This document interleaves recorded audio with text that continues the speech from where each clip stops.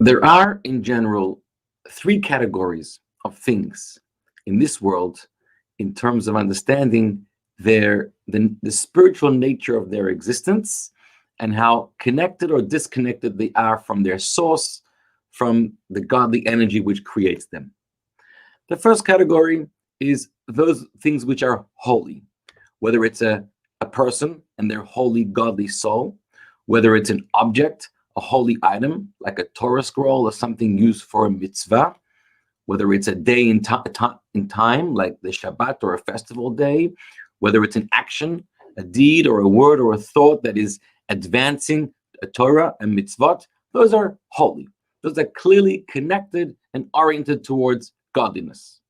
Then there's the category that is completely unholy, completely impure, belongs to the other side, the opposite side of holiness. As we learned yesterday, those are things that are fueled by shalosh klipot tmeot, the three forces of impurity, where in that category, all of God's energy, all of the creative forces are completely concealed, trapped inside in a state of exile, and that becomes something which its very presence advances the opposite of being oriented towards God, almost in a state of denial of God, whether it's a person who denies God, whether it's an object that is forbidden according to the Torah, it's not kosher, it's not allowed, so therefore engaging in that is the opposite of God's will, or whether it's an action, a behavior of a person that is doing something which is forbidden. Then there's the middle category. The middle category is called klipat noga. It's called klippa, which is that shell, that peel that conceals God, but the klippa of light. There's a light over there. It's like a neutral category, meaning within a person, the person, not the person's godly soul, but within the vitalizing animal soul, we call it, which just makes a person live as a human being, gives it its physiological life and functioning. Or whether it's a kosher animal, or a kosher fish, or a kosher fruit, or a plant that's not in the years of arla, it's ready to be eaten. Or any performance, deed, action of a person, which is not performing a mitzvah for the sake of God. It's not doing something that is not allowed. It's doing something permissible. However, its goal, its intention is not to advance anything holy, God's will. Its intention is just to indulge. It's just to enjoy lust and pleasure and personal desire. These kinds of things come from klipat noga, this neutral middle level, which is a force of klippa, a force of God's energy, which contains both good and evil, as we say. It's not completely good because it's not overtly, completely oriented towards God and fulfilling and displaying God's purpose and will in this world. It's not completely the opposite of God's will because it's not an act that's in the opposite, countering, in denial of Torah and of God. However, it's an act that appears to be neutral, and it's called the klipat noga, the klippa of light. And therefore, because it's the intermediary between the forces of holiness and the forces of complete impurity, it can actually go either way. Very interesting. You could either redeem it or imprison it. In other words, if you access these things or these kinds of behaviors in a way that's abusing it, in a way that's advancing something unholy or undesired by the Torah, then you're taking this energy and you are lowering it, and it descends, and you're imprisoning it into the forces of shalosh klipot tmeot, the absolute impure forces. If, however, you will take this neutral energy, this neutral item, and you will use it to advance, to do something holy, something directed towards God's will, then you will redeem it. You will elevate it. You will separate the goodness, the holiness within it, elevate it towards God, and uplift it towards something holy. For example, let's say you are indulging, you're eating a fine piece of meat or drinking spiced wine. Why are you doing that? Right? The meat and the wine itself is neutral. It's kosher. It could be used for something holy, or it could be abused. If you abuse it and you're advancing it towards pure selfishness and pure greed and pure personal indulgence, you're not redeeming it. You're lowering it. You're taking this potential energy that could have been used for something good, and you are just using it for an act of pure selfishness, physical lust, and desire. If, however, you say drinking this spiced wine or fine drink or eating this delicious food actually helps excite my senses and it helps open my mind, which makes me more receptive, more available to study Torah, to do a mitzvah, to help somebody, right?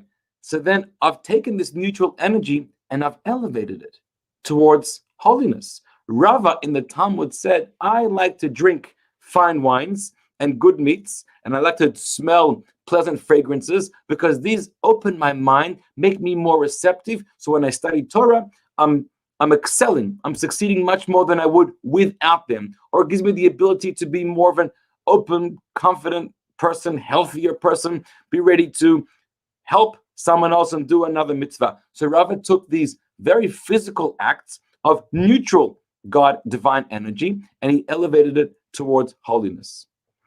Another example of how one could take neutral food and elevate it towards holiness is when one is eating a Shabbat meal or a festival meal. This is a different example.